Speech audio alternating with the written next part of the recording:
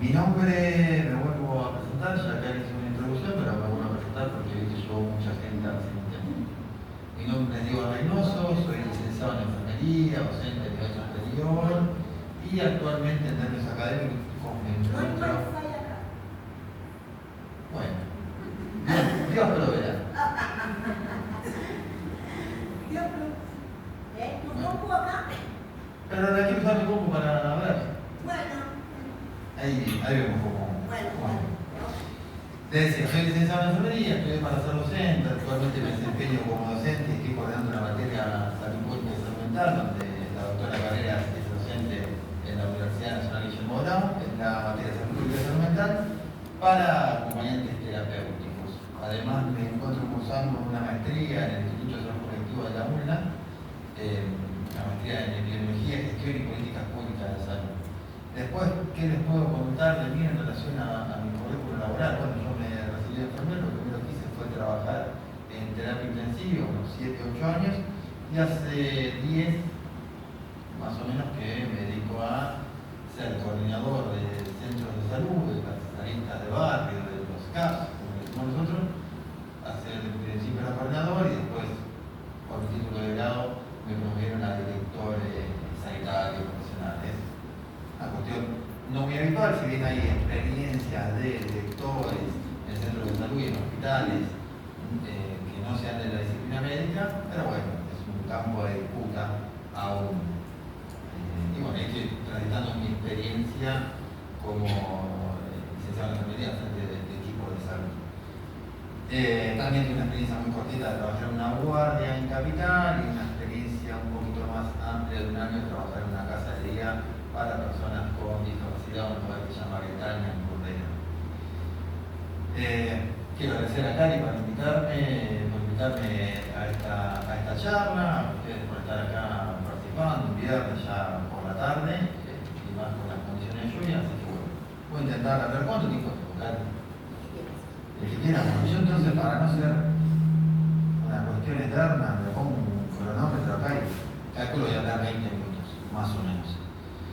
Antes de empezar con la exposición, me gustaría saber más o menos de en qué están formando, porque yo esta universidad no la conocía más que por pasar por la puerta alguna vez o una situación especial que me trajo una vez, pero bueno, no sé acá qué se estudian, qué están estudiando ustedes. Trabajo social, acompañamiento terapéutico y trabajo social. De los lados. Y quienes son de acá son todas de trabajo social. Tecnicatura de Ingeniería de Familia. Ciencias de la Educación también. Ciencias de la Educación. ¿Y allá ustedes? Yo soy coach ontológico, el año pasado hice la diplomatura de salud mental y adicciones y bueno, ya ha sido sumando un año. Bien, bueno, yo lo que voy a hablar hoy es medianamente de las dificultades que tenemos al interior del campo de la salud para articular redes para abordar estas situaciones. Nosotros vamos a circunscribir a los consumos problemáticos, pero me parece que a cualquier situación que requiera un trabajo en red puede ir esta temática. Bueno, cuando Cali me invita, dije, bueno, más o menos vamos a recuperar el contenido de los dos últimos autores que estamos viendo de la materia de salud pública y salud mental, que son Mario Rober y Mario Testa. Dani también es docente ahí, que siempre me mano la cabeza de esa materia. Entonces, vamos a hacer una prueba de conexión. Si te mando acá y se conecta, es porque es nuestro día de suerte y nos vamos al bingo. Y si no, lo que me parece que es más divertido es que ustedes pueden verlo. Lo que yo voy a presentar. Como que quieren. Pero al final no. La exposición de hoy la titulé, que seguramente después le comparto y Karen la va a poder comparar, entre la primitivización de la atención y la construcción de redes. ¿Por qué elegí ese título para hablar de esto? Porque bueno, Mario Testa habla de atención primitiva o primaria de salud, discutiendo un poco la concepción de la estrategia APS, y Mario Rovere habla de redes en salud. Entonces ahí tenemos los dos componentes, el Rovere y primitivización de la atención en salud. ¿Ustedes saben más o menos qué es la APS? ¿Vieron, recorrer este concepto en algún momento? Bueno, la APS es una estrategia estrategia que se da. Ay, qué bueno. ¿Y cómo puede ser si no está conectado con nada? La magia. Ah, es la forma de Dios existe. Soberano. Yo lo dije al principio y quiera creer que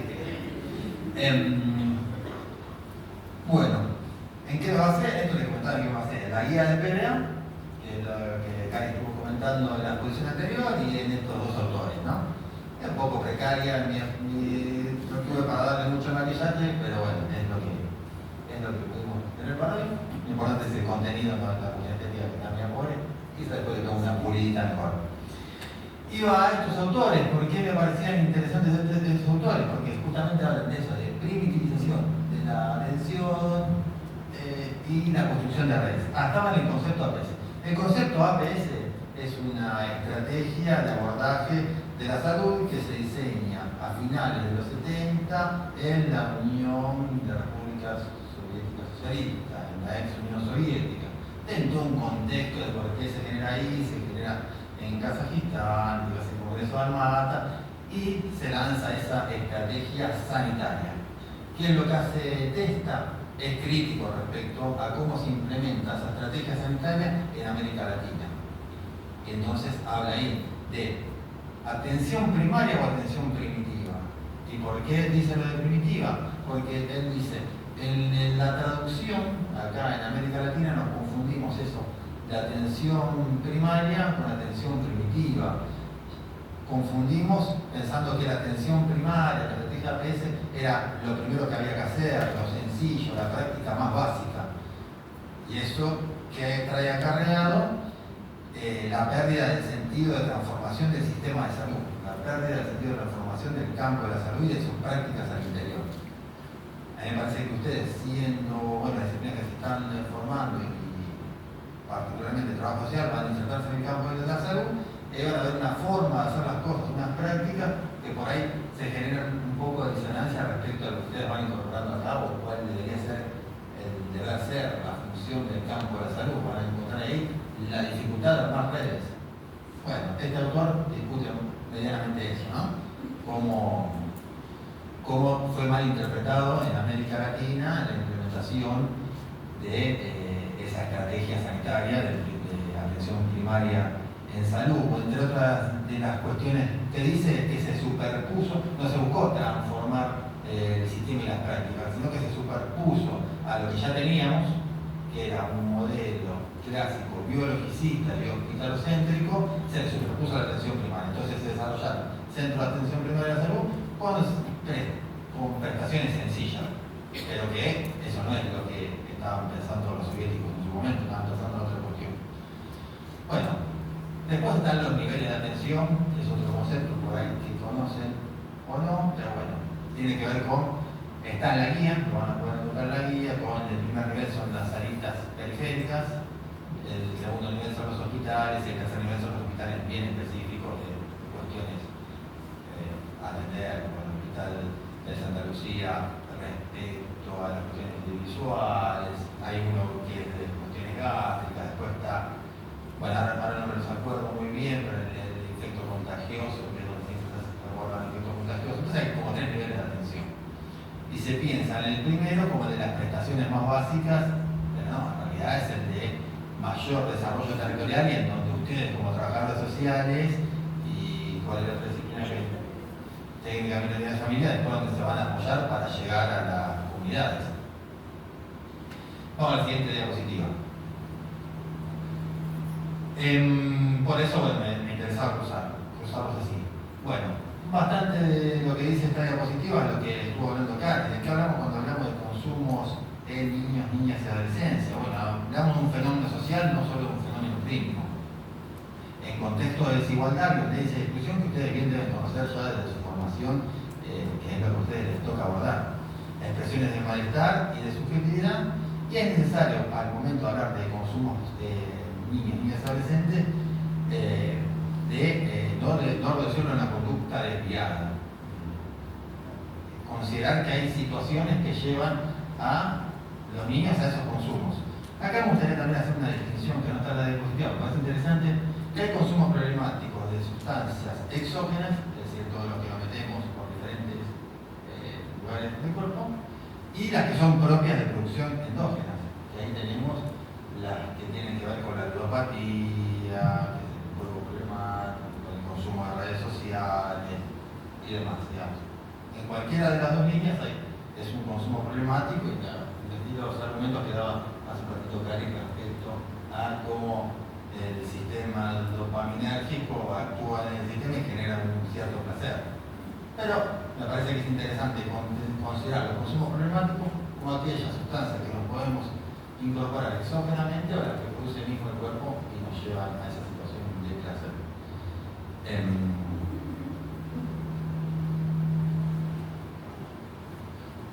¿Vamos a la otra?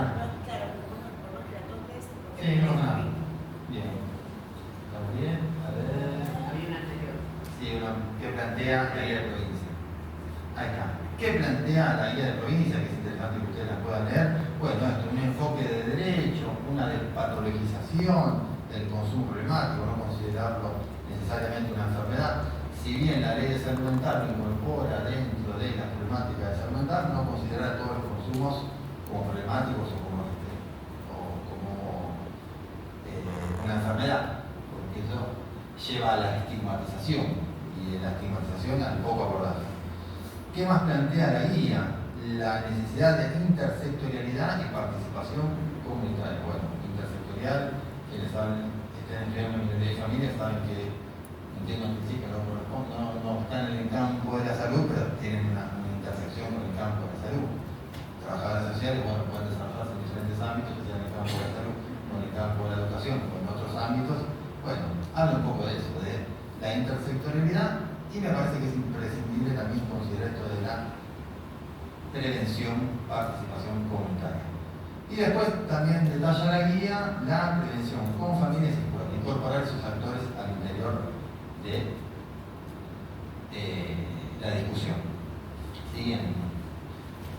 Los riesgos del abordaje primitivo. Bueno, esto del primitivo es lo que les decía al principio de la crítica que hace Mario Testa respecto a cómo se implementa la estrategia PS y cómo muchas veces el hábitus de primer nivel de atención, de los centros de atención primaria, tienen esta cuestión primitiva de servicios básicos. Bueno, más o menos lo que dice acá es que la PS es una estrategia real, de las críticas que hace Mario Testa, se pensó en la superposición de la estrategia, en prestar servicios sencillos, servicios básicos, sin intentar reformar todo el campo de la salud. Fragmentación de las prestaciones y medicalización sin transformación. Yo les contaba que soy director de un centro de salud, bueno, esto es lo que veo habitualmente, ¿no? La cuestión de la píldora, la cuestión de venir a buscar la solución en la medicalización de la atención. Ahí tenemos dos conceptos súper gigantes que son medicalización de la sociedad y otro concepto que me parece súper importante podría ser el complejo médico industrial, como hay un lobby permanente de la píldora. Uno se pone a ver televisión y es increíble la cantidad de publicidades que hay de píldoras que resuelven todo, ya sea la que resuelve para dormir, la que resuelve para ir del cuerpo, la que resuelve todo lo que sea necesario. Entonces, digamos, ahí hay que tener en consideración que ese es uno de los problemas que tenemos al interior del campo y que las personas van a venir a demandar eso. La píldora que me cura el síntoma. ¿Cuál es la píldora que hace que el pibe deje de consumir Instagram, deje de consumir, me saque la tarjeta de crédito y deje de apostar, deje de consumir pornografía o deje de fumar marihuana, que siempre va a tener que ver estos consumos con los sectores sociales a los cuales pertenecen, ¿no? Y el acceso a que tienen? Porque quizás en los sectores populares, en las barriadas de nuestros territorios, no hay un tipo de consumo que no es el mismo que el de clase media. Si tu viejo no tiene tarjeta de crédito, no vas a juntar un carajo de Juan en ningún lado y quizás sí terminas consumiendo otras sustancias vinculadas, como decía acá hace un rato, a la marihuana con cocaína, ese tipo de consumo. En clase media, consumo más vinculado a drogas sintéticas y en lo más bajo de las escala social, en situaciones de calle, el consumo de Paco, pasta base y no sé en qué situación hasta ahora el consumo del pegamento, pero hace unos años era muy habitual ver el consumo del pegamento. Pero bueno, a ver, vamos a ver qué nos dice la siguiente diapositiva. Bueno, por ahí lo que veníamos diciendo es esto, de no reducirlo al síntoma, no reducirlo solo al problema del consumo, sino cuál es la situación social que lleva a ese consumo, qué es lo que podemos ver atrás. Aplicación al consumo en niños, niñas y adolescencias, ¿qué pasa en la práctica? Bueno, se generan intervenciones aisladas. Cuando se entra en el campo laboral, quizás puedan ver algo de eso, pero más o menos lo que yo les puedo contar es esto. Se generan intervenciones aisladas. Nos llaman de la escuela y me dicen, che, este tiene este problema, entonces se genera una intervención particular con ese pibe. Está bien, para empezar a desarrollar el líder, sí, está bien, hay que atenderlo, sí, obviamente, hay que prestar atención a eso. Pero no hay algo sistemático, no hay algo sistematizado, o cuesta mucho sistematizarlo. Por ahí ese es el desafío. Se realiza una escucha superficial, hay una falta de vínculo y se genera una exclusión silenciosa. Esto del consumo problemático no es algo que nadie quiera ir a contar, que cuesta que salga a flote. Por ahí, una vez por ahí tiene esta concepción, a veces hay ciertas discapacidades, el TDAH son cuestiones que, bueno, sí, que este problema tiene mi hijo y necesito que sea incluido y lo voy a plantear y voy a ir cielo y tierra para que mi hijo sea incluido en la educación formal y son problemas que tienen una cierta relevancia social y ya no son estigmatizantes como lo eran en otro momento. Pero los consumos problemáticos difícilmente salgan a la luz, difícilmente alguien cuesta mucho hacerse cargo de esos consumos. Redes en salud. ¿Cuál es la solución? ¿Por qué me parece importante traer a Testa, que es lo que veníamos diciendo recién respecto a la crítica de la estrategia APS y cómo se implementa en América Latina? También me parece interesante traer a Robre por la construcción de redes en salud. Y acá es de dónde me puedo apoyar esto, dónde puedo fundamentar esto.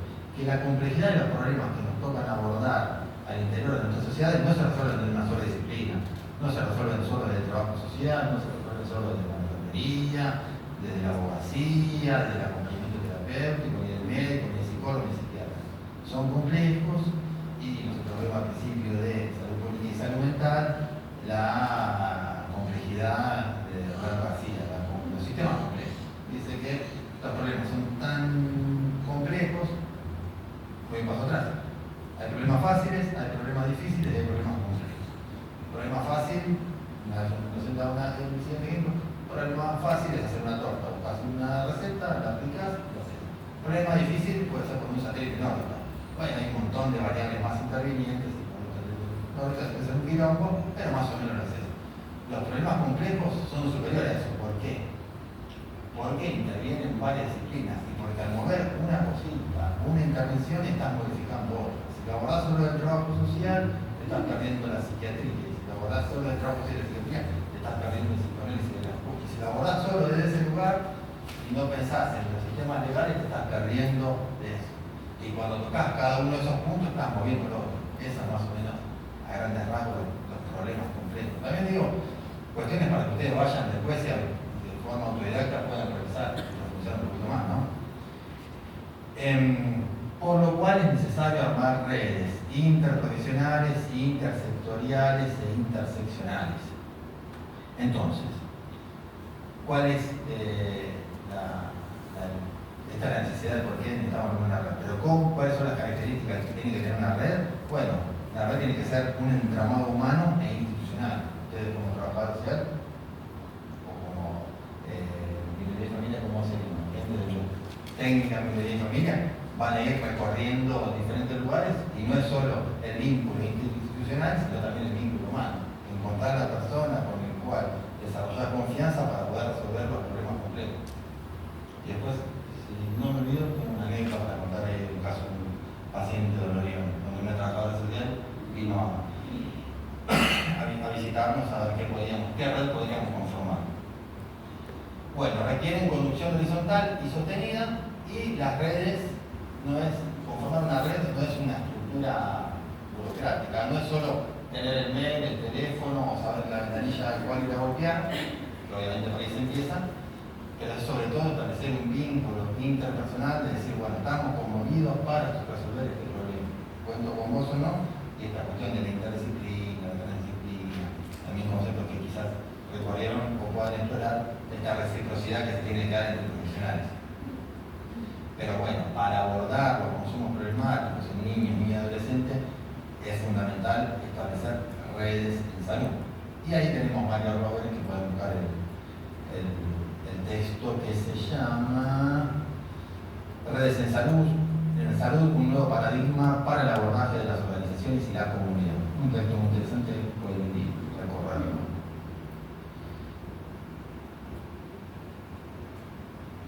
Robert en un momento habla de exclusión de baja conflictividad.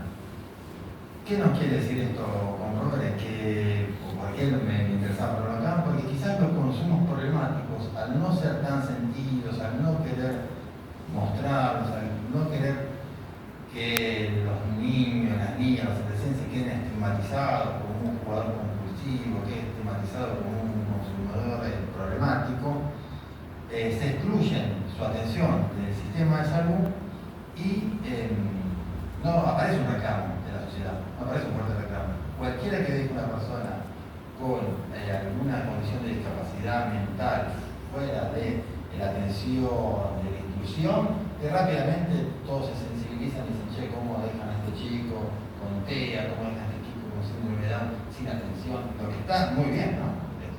Habla de valores positivos, de nivel social. Pero los consumos problemáticos, y ahí ya no aparece tanto, ya es difícil que alguien vaya a reclamar, che, ayúdenme con mi hijo, que está consumiendo cocaína, tiene 14 años, yo no puedo dejar de consumir tal sustancia, o ayúdenme con mi pibe que está todo el día con el celular viendo las casas de apuestas. Entonces son casos difíciles. Se crea una exclusión de baja conflictividad. ¿Qué es eso? Bueno, que se excluye porque nadie va a romper los huevos para reclamar por eso. Entonces nosotros tenemos que sensibilizarnos en ese aspecto, es decir, el consumo problemático en niñas y adolescentes, al ser una cuestión tan estigmatizada, se excluyen de la atención porque generan baja conflictividad. Y se priorizan esto, los que encajan, los que hay una receta más o menos aplicable para resolver. Y se evita el conflicto, pero se excluye. Redes en Salud, la propuesta de Mario Robles. Lo que nos propone Mario Robles, esta ya está.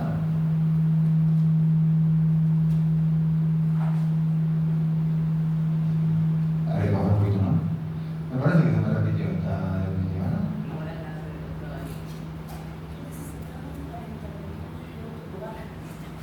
Ahí está. Bien. Porque toqué la fichita para arriba. ¿Qué necesitamos para intervenir desde tu lugar? Bueno, tiempo para generar un vínculo con la persona que estamos atendiendo y un vínculo interpersonal, interinstitucional con quienes vamos a prestar esa atención. Trabajo y capacidad territorial.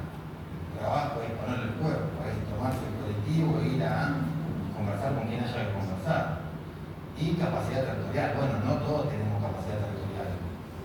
No todos la tenemos. ¿Quién tiene la capacidad territorial? Bueno, quizás que viva en el barrio, algún referente político, algún referente social, deportivo. Eso también se tiene que incluirlo dentro del problema para construir entre todos la solución. Intersectorialidad real.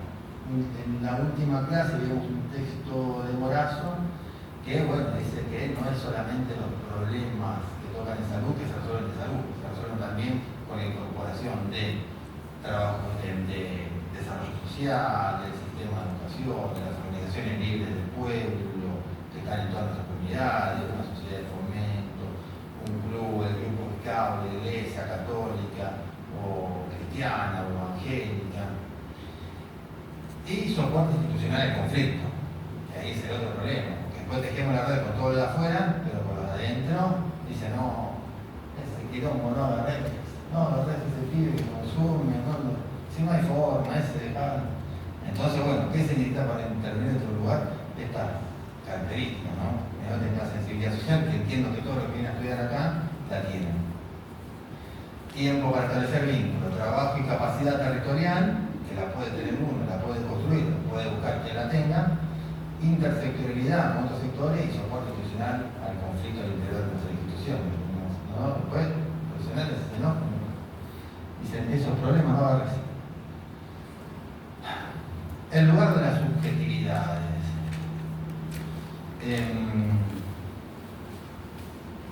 Bueno, esto más o menos ya lo hemos mencionado, el lugar de las subjetividades.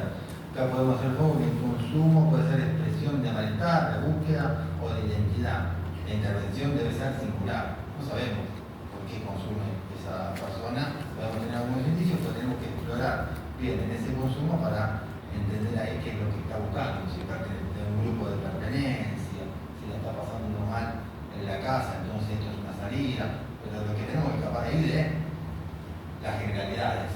No todos consumen por lo mismo, no todos consumimos por lo mismo. Unos consumen más por una cosa, unos más por otra. Y ahí, bueno, encontrar esto, ¿no?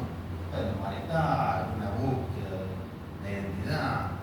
Por eso es necesario intervenir sin reducir al síntoma, sin pensar que es solamente este es un consumo problemático. No es una persona que tiene una realidad social, que está inserto, una familia, en un contexto barrial territorial y que, bueno, entre todos los quilombos que tiene, uno es que un consumo problemático de juego o de una sustancia. Conclusiones, ya para ir terminando y arremándome a los 30 minutos. Conclusiones, no es sumar prestaciones, sino construir estrategias. No es, como decíamos al principio, como mal no es poner, bueno, un trabajador social más, una T más, poner un técnico de familia en la salita. No es sumar prestaciones, es construir estrategias. Cómo esos actores se van hilvanando a los fines de tener una red que sostenga. Los consumos interpelan al sistema de salud. Bueno, no es necesario que lo demos esta oportunidad, por eso felicito a Cari por llevar adelante esta charla y ustedes por venir a participar.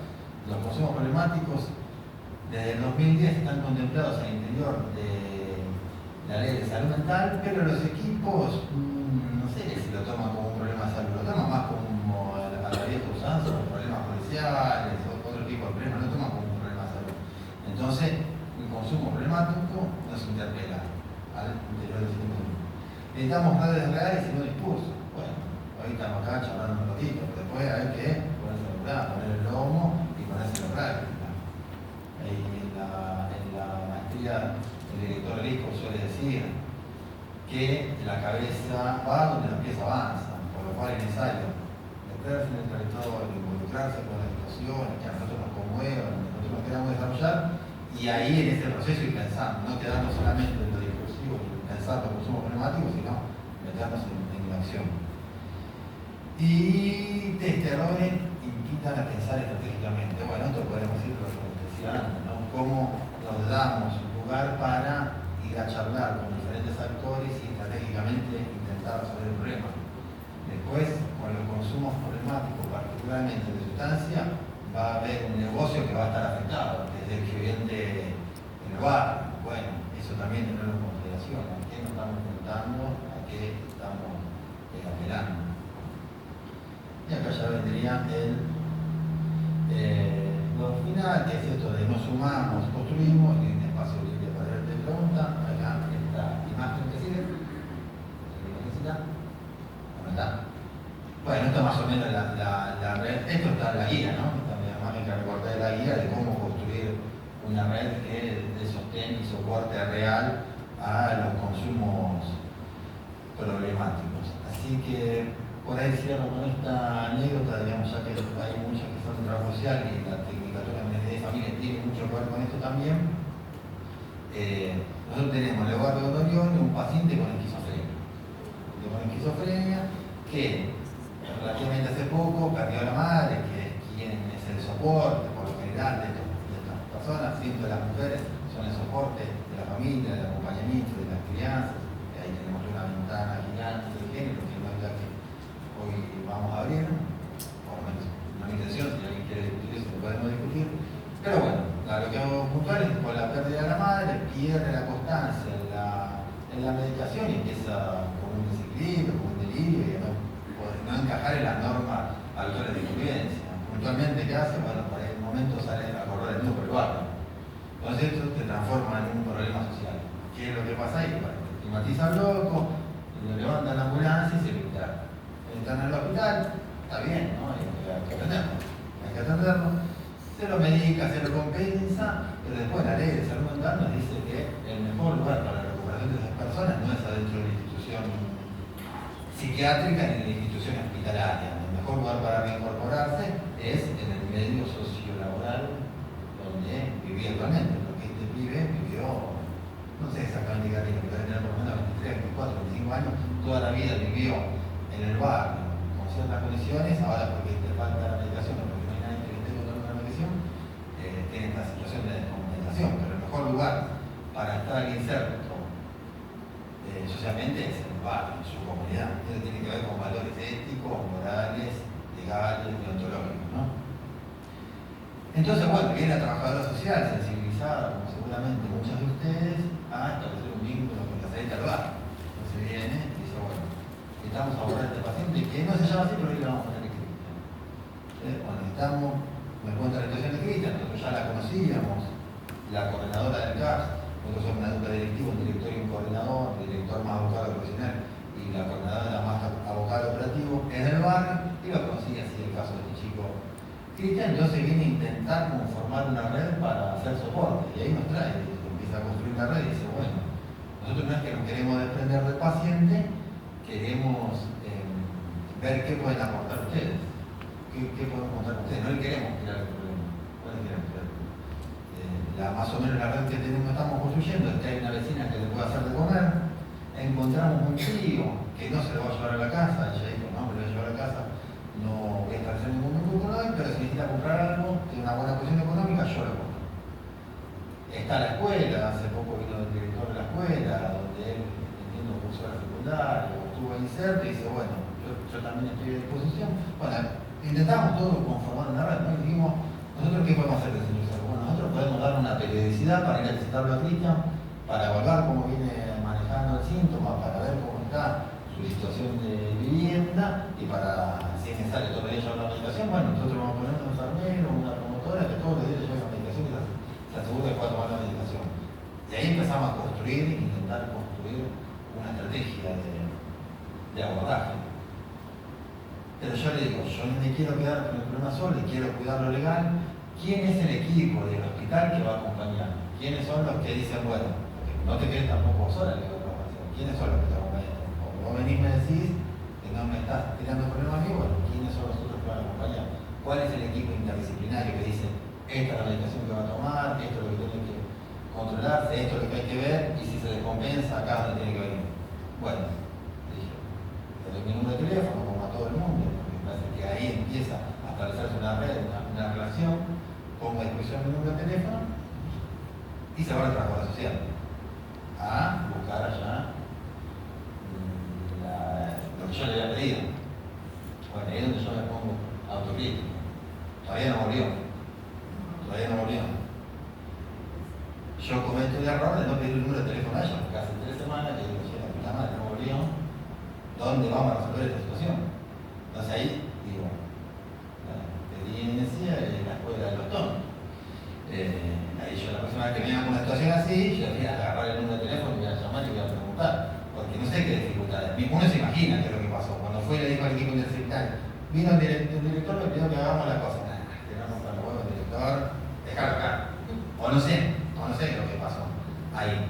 Bueno, ahí por ahí voy cerrando con esto, ¿no? Con otra de las problemáticas que no metí acá, metimos Robert, metimos Testa, pero no metimos Morazo, que es también crítica de cómo se da el proceso de desinstitucionalización en diferentes países y cuáles son las complicaciones de la implementación también en Argentina, que tienen una cuestión en común, que no se establece un método de trabajo, que no hay una comunicación de directores. Vino la trabajadora social a hablar con un director, el director le impuso algo por fuera de la línea jerárquica y la mina lo respetó y fue a buscar y allá no tuvo buen recibimiento. ¿Qué es lo que le quiero decir con esto? Ya para ir cerrando, 32 minutos.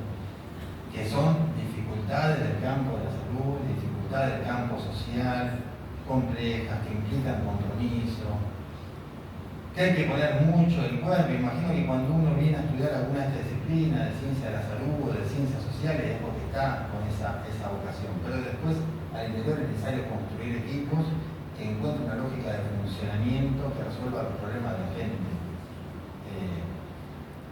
Les deseo mucho éxito en eso, tengan en cuenta que son partidos difíciles y que no se trata de el Quijote contra los molinos de viento, no es la individualidad de un sujeto, que puede ser lo que le haya pasado a Rafael Ocean, no lo sé, en algún momento tenemos por ahí el próximo encuentro les traigo buenas noticias.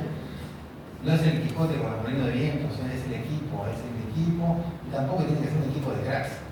No es un equipo de cracks, es un equipo que funciona, que encuentra una lógica de funcionamiento. A mí me gusta, al igual que Lali, como hincha de San Martín de Bursaco, me gusta mucho el fútbol. Entonces siempre las metáforas futbolísticas son buenas para ejemplificar cuestiones de la vida en general. Por algo el fútbol es tan maravilloso. Yo siempre estoy dando mucho siempre este ejemplo.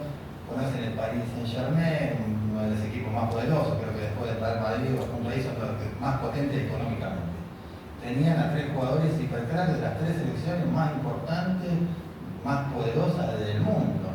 Mbappé de Francia, Neymar de Brasil y Messi de Argentina, prácticamente a recorrer los últimos 3 campeones. No ganaron un carajo, no ganaron la Champions, ganaron el torneo local, pero bueno, le saca una ventaja abismal a todos los equipos, pero su objetivo que era la Champions no la ganamos. ¿Quién ganó la Champions? Un grupo de pibes nuevos, un técnico que vino y hizo las cosas diferentes, y de pibes, obviamente de un potencial enorme, pero es eso, no necesitamos ser cracks. Necesitamos encontrar una lógica de funcionamiento y encontrar aquellas almas que te dan una mano para poner un PowerPoint, para invitarte a una clase, para venir a escuchar esta clase, donde estableces un vínculo y llevas adelante una estrategia, construís una estrategia. Y después, bueno, lo más difícil es esto, lidiar con la frustración, que a veces sale y a veces no sale. Muchas gracias.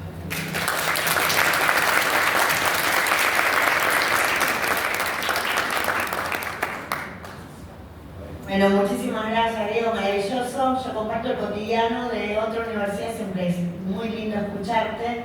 Agradecemos a la Facultad de Ciencias Sociales por siempre alojar cada uno de nuestros pedidos, al magíster Gustavo Naón, también al decano de la otra facultad, Dominichini, que nos permite hacer. Aunque no le preguntemos. A la magíster Luz, la china Suji, que nos habilita también desde el observatorio a tener estas prácticas. Y en realidad a ustedes, porque venir un día así lluvioso, ya terminando, estar acá y seguir formando, es en un momento que tantos nos cascotean, en un momento tan complejo para nuestra sociedad, seguir apostando a nuestro ser absolutamente conurbano y con una alta defensa de la universidad pública. Muchas gracias. ¿Tienen preguntas? Sí, ahí. Hay una. Sí, adiós. No, en realidad lo que iba a hacer personalmente. Ya está. Por un lado, me quedé con, un lado la guía que mencionabas,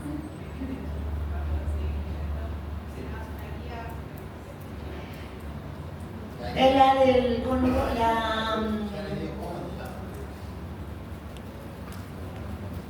en el Power está el link, en el mío. Sí, lo paso. Sí, de la provincia de Buenos Aires. Ahí está el link para que no gasten un peso. Guía para un abordaje integral de los consumos problemáticos del sistema de salud de la provincia de Buenos Aires. Si la buscan, sale seguro. Sí, y está bueno porque por aparte le lleva el enlace del Plan Nacional 2027. Ahí están todos los pasos. Antes de irse vamos a seguir la famosa foto grupal de todas